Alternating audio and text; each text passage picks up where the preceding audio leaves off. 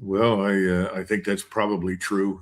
We can't be 100% certain at this point. We're not sitting in the Oval Office listening to the conversation.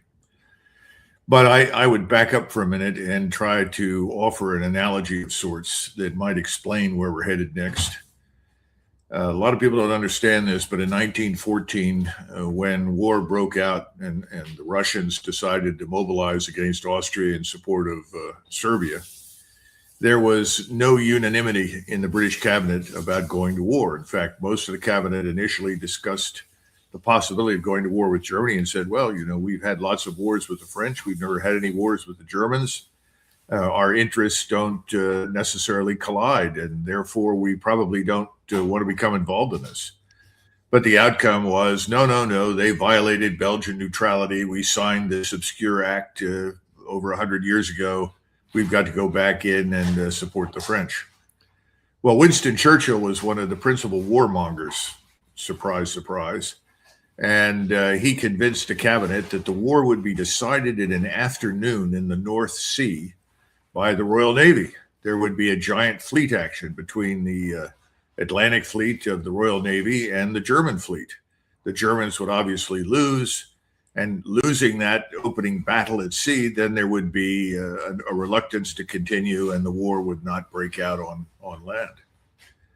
Now, a lot of people thought, my goodness, how could you ever reach such a conclusion? What difference would it make to the Germans whether or not they had a fleet fighting the British in the North Sea? And what made anybody think that the Royal Navy's victory in the North Sea would have much impact on Germany, that had the largest, most powerful ground force in Europe? But viewed through the lens of the British, naval power was everything. That was their true strength, and they saw the world as being shaped by their naval power. Well, the reason I'm bringing this up is that ultimately they did send a force to France. It was only about 150,000 men. It was a good force, but it was woefully inadequate for what was required. Most of it was destroyed as it retreated 230 miles from Belgium back into France. And at that point, there were many people in Great Britain that said, whoops, we made a mistake. This is not going to work. We need to cut our losses and get out. In fact, the commander of the British Expeditionary Force, General French, said, let's head for the ports. Get out of here. We have no chance of success against the Germans. They're dominating us. But the British government said, no, we can't leave. There's too much at stake. There's national honor. There's our reputation, our position as the leading power. We cannot possibly disengage. And so they stayed. They paid a terrible price for it. They lost over 800,000 killed. Their economy was severely damaged. And ultimately, the win was Pyrrhic. Britain arguably never completely recovered from the First World War. Now, why am I bringing this up? Because if you look at us, and you had been in the Oval Office listening to General Kane and others in the Oval Office talk to President Trump, I think they would have made similar observations. We have the greatest Air Force in the world. You combine the Air Force with the Naval Air Force, there's no one in the world that can stand against us. They have no chance. This is not a strong country. Their economy is a fraction of ours. And ultimately, they spend perhaps 1% of what we do on defense. So, clearly we are the nation with enormous strategic advantage. Well, that hasn't turned out to be the case, because naval power is not going to decide the outcome of this war. Neither is air power. In fact, even ground power, if we put something in there, and we're much like the British, we have a very small army, it's not going to make a dent. How could this possibly have happened? And I think it's because, first and foremost, we see things through our own vision. In other words, we see the world through a lens that satisfies us, but it may not be realistic for the rest of the world. Donald Trump is in a terrible position because in the midst of all of this, he's boasted constantly. We're the best. We're the finest in the world. And oh, by the way, this is the military I rebuilt during my last term, which of course is absurd. It takes 10 years to build an army. It takes at least that long, probably longer to build an Air Force. It takes 20 or 30 years to field a Navy. He didn't build anything that was new when he was in office, far from it. He's caught up in all of this sort of bloviation, bombast, and nonsense. What is he going to do? And I think you're hearing now conversations that are similar to what happened when they finally declared war on Germany and Great Britain. Well, we can't back out. We can't walk away. We can't admit we've made a mistake. That's impossible. Well, the British reinforced stupidity. They wasted 4 or 5 years and enormous quantities of manpower and resources in a war they didn't have to fight. That's our position right now. Only I would argue our position is weaker than Britain's position was in 1914. And why is it that way? Because what we're doing is seen by the rest of the world as preventing them from gaining access to the critical elements, petroleum, helium, phosphorus, phosphates. Just go down the list of all of the things that come out of the Persian Gulf that go to the global south and go to Europe that are vital and essential. And what are we watching happen inside the United States, as well as the, I would argue, the Europe? Gas prices in the United States have moved up by 42%. This is the largest spike in gas prices, certainly since 2022, and it's well on its way to being the biggest spike we've seen in at least 30 years. Our farm sector is now strained under a diesel and fertilizer cost shock. Farm bankruptcies are up by 46%. 1.9 million farms in the United States. That's the lowest number we've ever had in recorded history. Diesel prices are up 54.4% from a year ago. 70% of farmers in the United States say they can't even afford to buy fertilizer. Now, the point is, can we do this? And the answer is not very long. Now, we haven't even talked about the rest of the world that is blaming us for their misfortunes.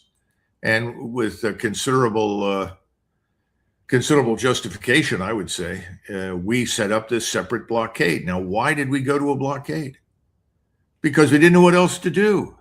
Yeah. And I think President Trump decided not to decide. He says, I need time to think. I've got to mull this over. I've got to find a way through this. So we'll blockade the place. Well, for an island like Cuba, it took 180 vessels. And this blockade that we ran on Cuba ran all the way out into the North Atlantic. We don't have 180 vessels to blockade Iran, and Iran is not an island. Iran has avenues that it can import and export goods, services, and most important, oil. So the point is, the blockade's a temporary fix. Now there are being discussions of, well, let's make it global. Well, if you want to end up at war with China and watch the Japanese and the Koreans and the Vietnamese and everybody else cheer on the Chinese, that's where you're headed. Because global, how? Sorry, Colonel, what do you mean by global? As in seize Iranian ships outside the Persian Gulf? Yes, absolutely. That's what Hegseth has said they want to do. They seized one in Malacca, I think, in the Malacca Straits. Exactly. The Strait of Malacca is vital strategic territory for China. The Chinese watch the South China Sea very carefully. Why? Why would the Chinese be so concerned? Well, they have long experience. Before we became troublesome, they had to deal with the Royal Navy, which controlled the South China Sea and ultimately controlled their ports, forced them to accept millions of tons of opium, creating addicts all over the country. These were the opium wars run by the Royal Navy. When they finally got the Royal Navy out of the way, what happened? They had to deal with the Imperial Japanese Navy. And the Imperial Japanese Navy made it possible for 1 million Japanese troops to march into China and kill millions of Chinese. All of this is tied up with Taiwan. It's tied up with the South China Sea.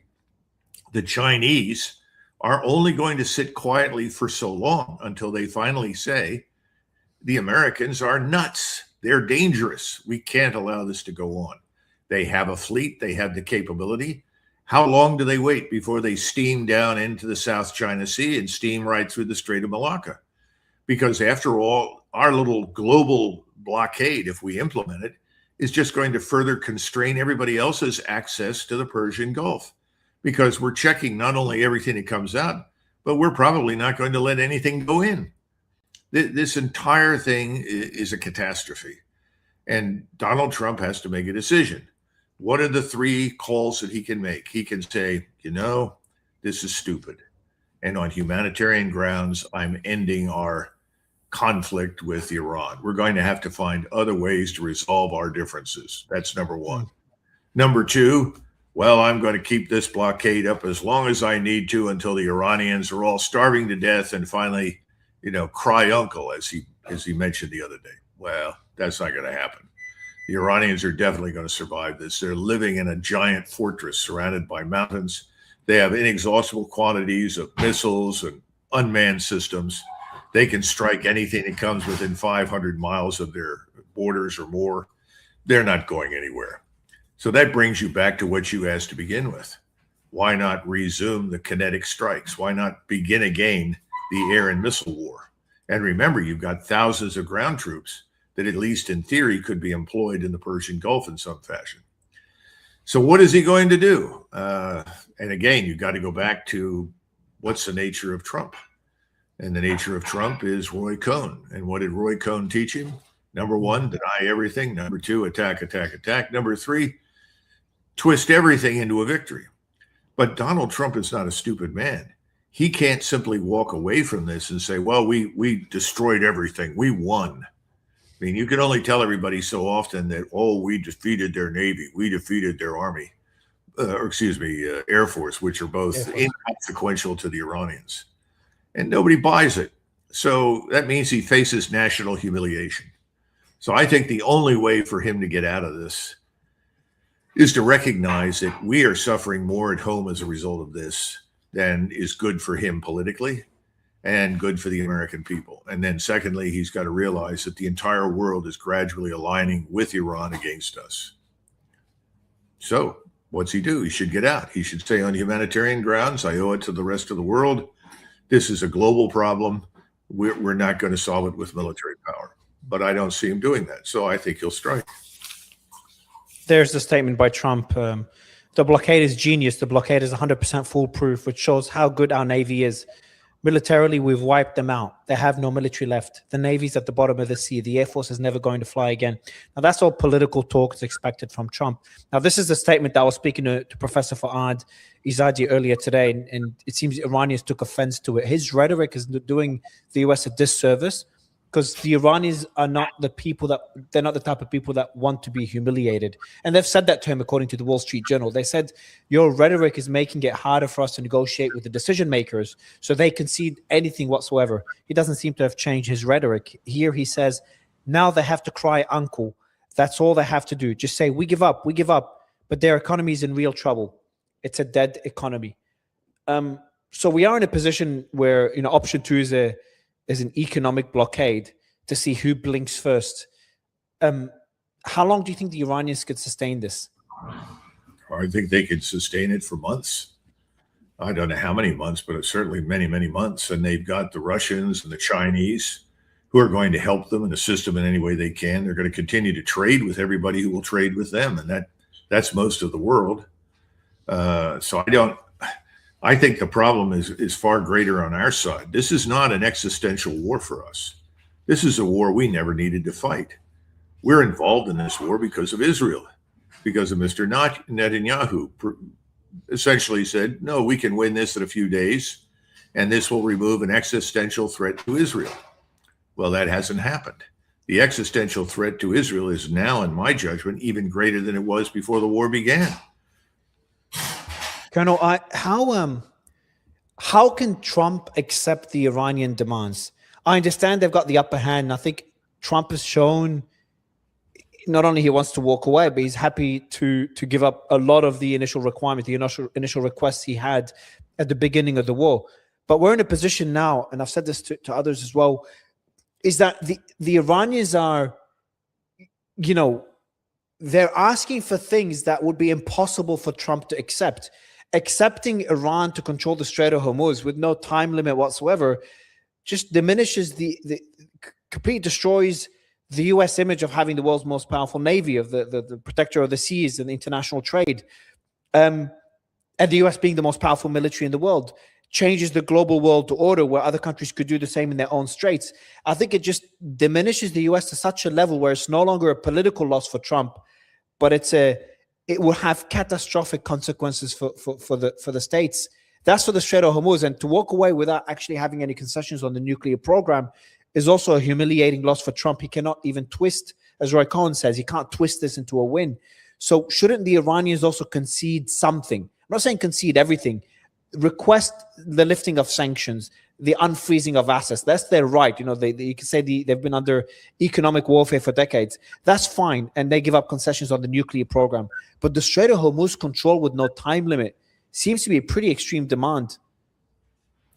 Well, the Ottoman Turks lost the First World War to Great Britain, but the British eagerly signed up for the Montreux Convention, which gave Turkey control of the Bosphorus and the Dardanelles. And the Turks have handled that very, very well. So I don't see conceding something that we cannot reverse as necessarily catastrophic for us. We didn't go into the war to prevent Iran from controlling the strait. Apparently, nobody bothered to consider the possibility that Iran could ultimately do that. But then again, I don't think we understood the extent to which this intelligence, surveillance, reconnaissance complex and space-based persistent surveillance linked to all sorts of missile systems and unmanned systems on the ground could be as effective as it's turned out to be. I don't think we appreciated that. We should have. We saw evidence for this in eastern Ukraine, but we didn't really take it seriously. Once again, the same problem the British had is the problem that we have. We tend to take experience against weak opponents and translate that into great power. It was one thing for the British Army to take on tribesmen in Waziristan or to slaughter Sudanese tribesmen with machine guns in 1899. But taking on the Imperial German Army, that was an entirely different matter. And they were pretty desperate, and they fought for 3 years along with the French. And had we not entered the war and bailed them out, they would have ended up having to concede defeat. They would have had to sit down and negotiate terms with the Germans, which they didn't want to do. So we rescued them. There's nobody out there to rescue us. So I think one of two things has to happen. If President Trump cannot find it in his heart to come to terms with the reality that this is something he can't win, and if he's not willing to make any concessions and he wants to drag this out month after month after month, which is a distinct possibility that we should not exclude, even if he begins to launch more strikes, those strikes are not going to produce the effect that he wants. So that means that even after he launches more strikes, he's still stuck with the same essential problem. So if he doesn't come to terms with that, what do? Mario, you remove the president. You think that could happen? Yes, absolutely. Go back to, I'm sure everybody else has said this to you. The American people were never consulted on this. How could this war have come about without any real consultation with the American people? The Americans weren't asked to vote for it. No one went to the American people and made the case for it. The president never gave a speech that said, we are going to fight Iran. We're going to war with Iran. And we're going to war because the Israelis don't want them to have nuclear weapons, and we agree with that. And because the Israelis don't want them to have their ballistic missile arsenal, and we agree with that. And the Israelis don't want Iran to cooperate with anyone in the region against them, and we agree with that. He never built the case. And if he had tried to do that, most Americans would have said, what? Why are we going to war again? Because this is what Israel wants? He's never articulated the criticality of fighting to the American people. So what do? Well, he didn't have to go to Congress because Congress is on the hook for the Israel lobby. The Israel lobby controls the House. It controls the Senate. It also obviously controls Donald Trump and the White House. And people are saying, oh, that's not true. You don't control Donald Trump. Well, I've got news for you. If he didn't control Donald Trump, he wouldn't have gone to war. And for the people that argue, well, this is really about China. And the idea is you're going to hurt China by choking off the Persian Gulf. Well, that's a pretty dumb idea, because if you actually try to do that, you're going to end up in a war with China. And China is not a weak opponent. And whatever victories you had over Iraqis or Afghans or Libyans or anybody else are absolutely meaningless. This is a peer power. This is a mega power on every conceivable letter. level, another continental power that cannot be conquered. So no, I don't think the idea was to go to war in order to harm China. People, though, in Washington are dumb enough to say, well, this is kind of a, an unanticipated benefit. We're harming China, really. So that means that the rare earths the Chinese control, which are so vital to our defense industries and so many other things in private and in public life, doesn't have an impact because the Chinese can essentially cut us off. And what do we do then when we want to reproduce missiles, whether it's Patriot or strike missiles or aircraft or anything else? So I think it's a very dumb idea at this point to think that somehow or another this is going to harm China. China is even more resilient than Iran. Wouldn't it give the US leverage over China, though? If obviously that ship has sailed now, the days of talking about US control of the Strait of Hormuz, that's no longer on the table. Now it's just getting out of the war without having a humiliating defeat.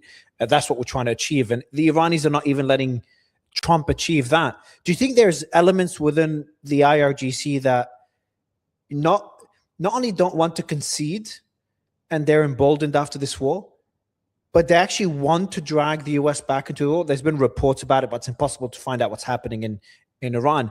But is it possible that they want to drag the US into this war to further deplete their munitions, further cause harm, to ensure long-term deterrence, that no president does this again? Is that possible that Iran is at that place, or at least some elements of the IRGC? Well, I'm sure there may be some people like that, but I don't think that characterizes the national purpose. I think Iran would very much like to see an end to this war, but Iran wants certain things, one of which is our complete evacuation of the region. I mean, they're tired of being surrounded by U.S. bases from which we can launch. Mustafa said this today in the statement. I'm not sure if you saw it, but he talked about American bases no longer being in the region. Yeah, absolutely. And, I don't blame him at all. But I would go a step further. Those bases are no longer useful. Why are they not useful? Because they can be easily attacked and destroyed with what? Precision-guided weapons guided from space, with the benefit of persistent surveillance. The entire U.S. military strategy, the entire U.S. military force structure is lost somewhere in 1944 and 45. I listened to Marines and Army and Navy officers who were telling me, we got to take control of the first and second island chains. And you try to tell them, if you go sit on a small island, I'm sure the enemy would be delighted. All he has to do is devastate the island. How long do you think Guam would last in a war with the Chinese? 15 minutes? 30 minutes? I mean, this is crazy. Unless you have an island that you can go into the size of Borneo, whatever you try to occupy and utilize is not going to last. In other words, the whole, what I would call 19th century, mid 20th century strategic mindset is irrelevant. And what Iran has learned to do, many, many other middleweight powers are going to be able to replicate. That's the other lesson. Yeah. That is a big problem long term. Is that a lot of other countries will see this as a precedent in the way they deal with the US, which is the complete opposite of what we saw in Venezuela. We saw one capitulate to an extent, and then we saw Iran do the complete opposite, and it backfired on the US. There's a report that came in today. Not sure if you saw it. CENTCOM just asked to deploy the Army's Dark Eagle hypersonic missile to the Middle East for possible use against Iran. The Dark Eagle is the US Army's first deployed hypersonic missile, a hypersonic weapon. Officially designated the long-range hypersonic weapon, it carries a glide body that travels the speed above Mach 5 with a range exceeding 1,725 miles.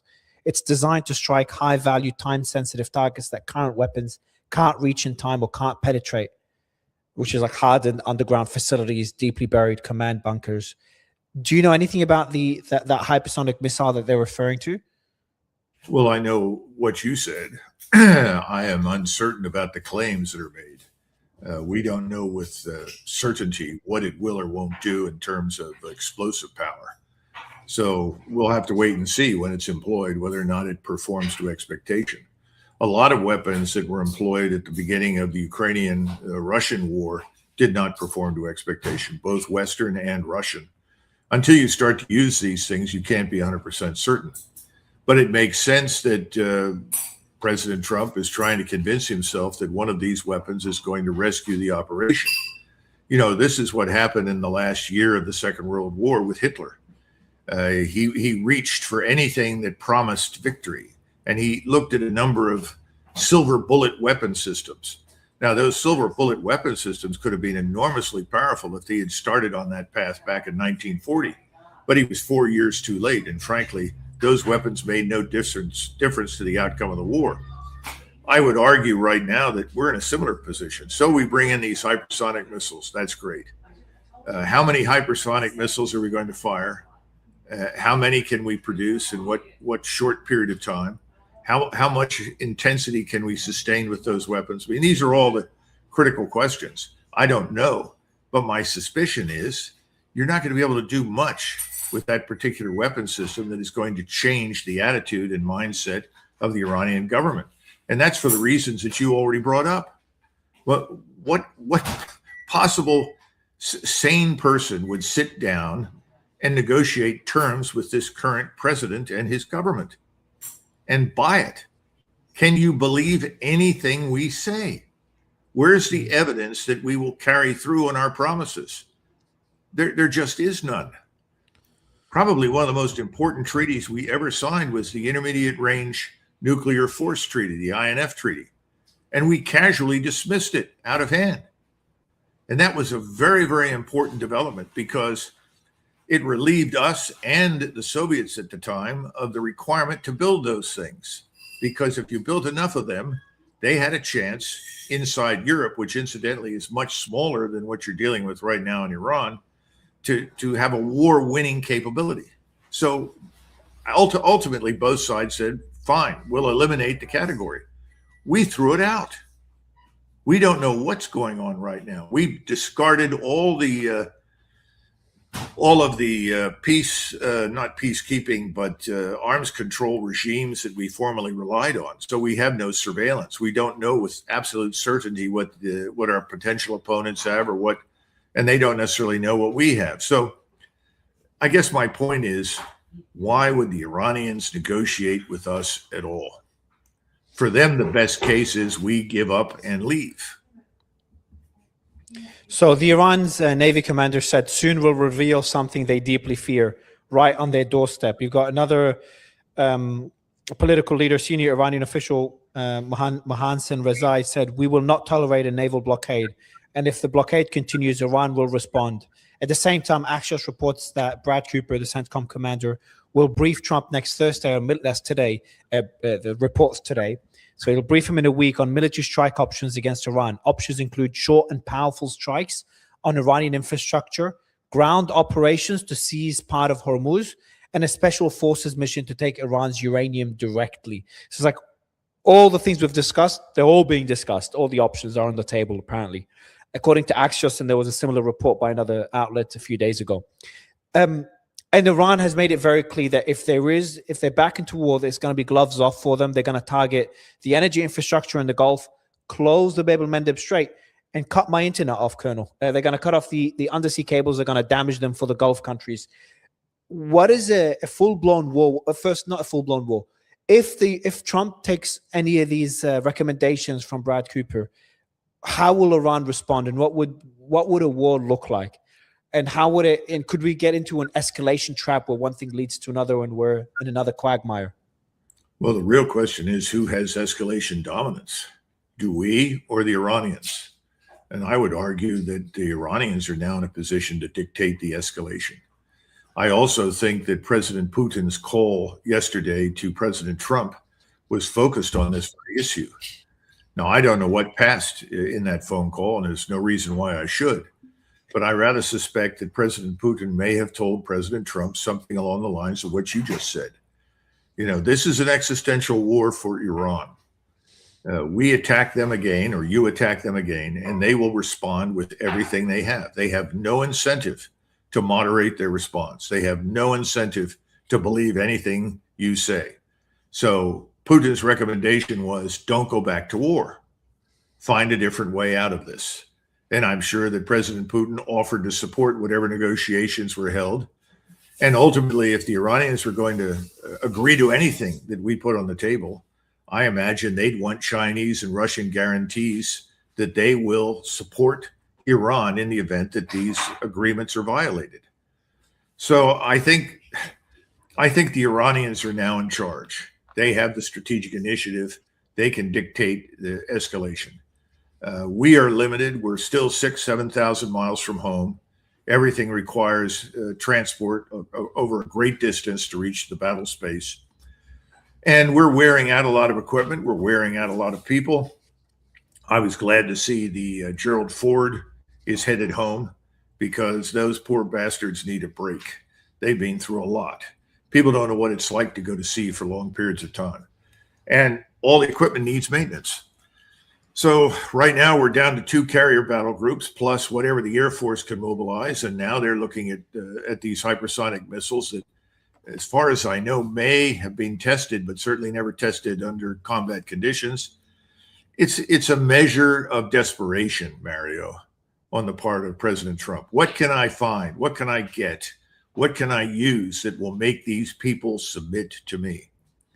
And my point is, Mr. President, there's nothing you can do that will compel the Iranians to submit to Israeli demands, which is really why we're fighting the war.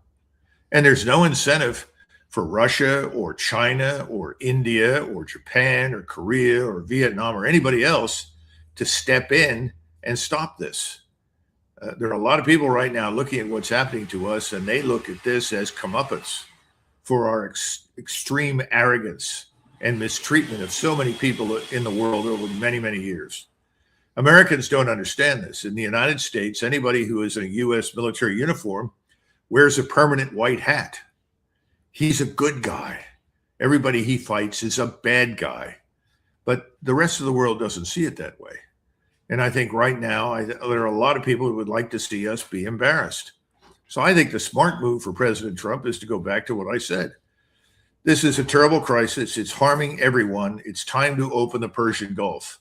I am directing a suspension of all military operations against Iran, and I am disengaging our forces from the region. We will find a different way forward, and we will welcome mediation from powers that are willing to do so to resolve our differences with Iran. But again, there's a problem, Mario. Yeah. There's a third party. It's Israel. Israel has always wanted the destruction of Iran. That's what this war is about as far as they're concerned. I think they bit off more than they can chew. You might disagree. I just don't think they can. I have a feeling Trump is really pissed off after this war and the intelligence he was given. I wouldn't be surprised if it really lashes out on them. I think he made there was a comment. He made a few comments on that. And today he said about, he's called it Netanyahu yesterday. He said, I told him he has to do it more surgically about Lebanon, not knock down buildings. It is too terrible. It makes Israel look bad. That's not too aggressive of a thing. I think he said something more aggressive against Israel. He's like, I have ordered, or the US has ordered Israel to halt attacking Lebanon, something along those lines. So I have a feeling, at least now this is just rhetoric, and it's happened before. Actions need to follow, but the ceasefire is holding in Lebanon to an extent very different to before. Isn't there a possibility that we may them that would have been the straw that broke the camel's back, and Trump may kick off what's inevitable anyway, and that's a massive shift in the U.S. against Israeli foreign policy, or Israeli influence over U.S. foreign policy?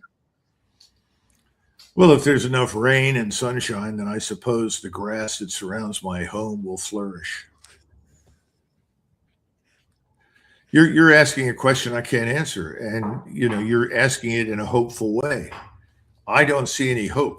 If you're an Israeli right now and you support Mr. Netanyahu, this is your chance, because right now he has complete control of the United States Armed Forces. He's the one who's really in charge. If people hadn't figured that out when Mr. Vance walked out of the meeting, got on the phone and called Netanyahu, then I don't know what to tell people. So until that fundamentally changes, no, I don't think we're going to see anything magical from this relationship that's any good. I'm hoping he called Netanyahu not to get his opinion on the peace deal, but to tell him that Lebanon will be included. That, at least that's me hoping that's the case. Listen, hope springs eternal. The last question for you, Colonel, is China. How involved has China been in this war? There was the cargo ship that was seized by the US that apparently had a gift, according to Trump, from China, something that Trump said is classified. He can't talk about what's in that cargo ship. There's been reports that China's not delivered not only manpads to Iran, but also the air defense systems, the HQ-9s. How involved do you think China has been? They've got their intelligence ship as well near the Persian Gulf throughout the entire war. There's been reports they've offered intelligence to Iran. How involved have they been? But more importantly, if the war continues, how involved will they be? I think the Chinese are as involved as they can be, short of going to war against the United States. And I think that's where it ends. Nobody, contrary to what people in Washington think, there's nobody in Beijing and nobody in Moscow that wants to go to war with the United States. They don't. Now, the problem is in the United States, people puff up their chests and say, well, it's because we're the best, we're the biggest, we're the baddest. No, it's because war is a very stupid idea. War is too destructive. It damages commercial activity. It destroys living standards.